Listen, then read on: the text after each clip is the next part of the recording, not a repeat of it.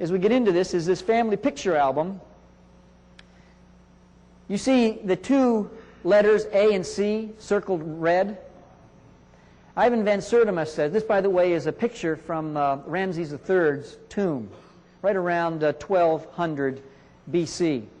And what this is all about is that Ivan van Sertima states that the Egyptians always pictured themselves as A and C, not as B and D. We have the Semitic D and the Indo-Europeans and Asiatics B. And I just wanted to throw that in just to understand what's going on. 33 dynasties since the beginning of Egypt.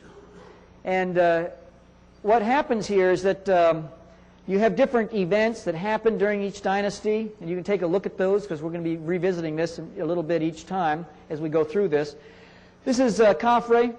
Thutmose III put a plaque between the paws of the Sphinx of Giza, stating that Khafre had something to do with the construction of the Sphinx. Now, some folks believe that he was the one who designed it. It was designed after him. There's an artist out of New York City who works for detectives and police, getting skulls and then reconstructing the facial features of the skulls so that they can identify who the victim was. He has actually done some analysis on this and doesn't believe that it was Khafre. But whoever it was, I mean, you be the judge. You can take a look at two pictures side by side. That's Khafre in the Cairo Museum, and then the Sphinx of Giza. Count Constantine de Volney, during a trip to Egypt from 1783 to 1785, said this, and I quote, he says, "On seeing that head," what head? The Sphinx of Giza. "Typically Negro in all its features, I remembered the remarkable passage of Herodotus, 'The ancient Egyptians were true Negroes of the same type as all native-born Africans.'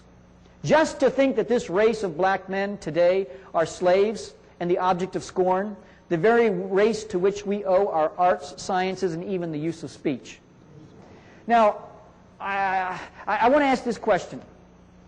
What would motivate him to say this phrase, typically Negro in all its features? Could it be perhaps this? This was an artist's conception, Vivant Denon, who accompanied Napoleon's army, 1798. This is his artist's conception of the Sphinx of Giza. Before what happened? Before the lips and the nose were shot off by Napoleon's troops. That is verifiable because Denon was an eyewitness to those lips and the lips and nose being shot off by the soldiers. Why did they do it? We cannot climb into their hearts in the 21st century and figure this out, divine the entrails of frogs, and try to figure out why they did it. That's between them and God. But what happened, happened. And so when you look at this, you know that this definitely was patterned after an African man, regardless of who the identity of that man was. We now move to the first through the second dynasty. Narmer-Menes, he was the creator of the dynastic rule of Egypt. He ruled some 62 years in all. He unified the upper and lower Egypt. For the first time, this was all brought together. One of the things we know about him is that he initiated the Herculean task of diverting the course of the Nile that created the Delta region that allowed Memphis to be built. He died while traversing a river. They were going after a rogue Libyan band of troops, and a crocodile grabbed a hold of him as an older man, and that must have been some struggle, I'll tell you, but that's how he died, how he passed on. This is all we have of Narmer. Zoser.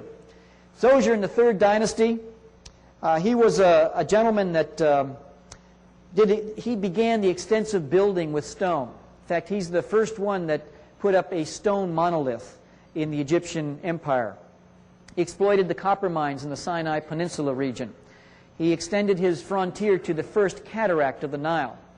Those who studied this know that there were 5 cataracts in all. These are rocky areas where you cannot traverse by a boat, and you have to actually go around it by land. And he extended the frontier about 500 miles south of Memphis.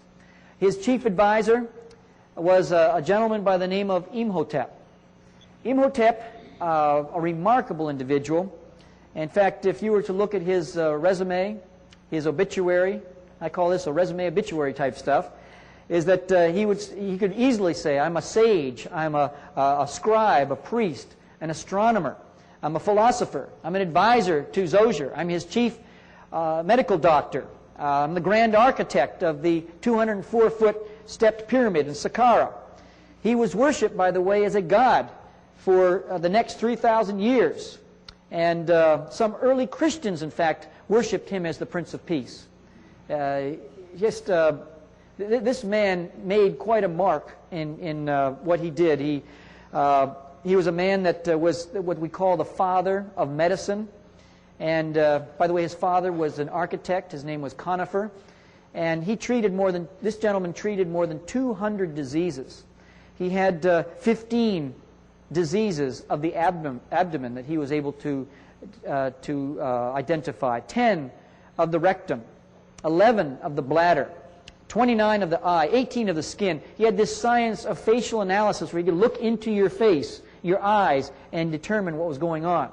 Now, some of the stuff we might laugh at now with our technology, but in medicine, he had a lot of information going on at this particular time. He knew of the circulation of the blood 4,000 years before the Europeans did. I like that upper right-hand corner picture. He's kind of peeking down at you. Don't you like that? Khufu, builder of the Great Pyramid.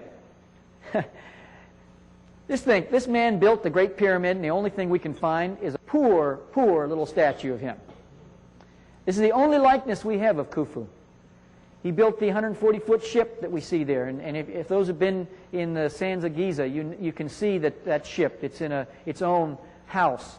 It was a ship that when they had the pyramid set up, they built a kind of a cavern or a pit, and they put the ship down inside that pit.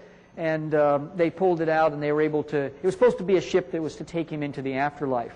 That was the religious ideology of the day. Menkaure, builder of the third Great Pyramid. By the time he came along, the national coffers were pretty much depleted. His pyramid is not nearly as incredible as the first two. I'll tell you, you take it on its own rights, and I'll tell you, it is an incredible work of art. He was known as a just man, as a man of meek spirit, a quiet man, mild temperament, forthright. He studied a lot of religions of his day, and just a very knowledgeable, well-read man. We now move to this particular part in the 11th dynasty, Mentuhotep. This particular gentleman was a man who was regarded as the greatest person of the 11th dynasty, the actual founder of it, the king of the upper and lower Egypt, and his wife, Kawit, in the lower right-hand part of your screen.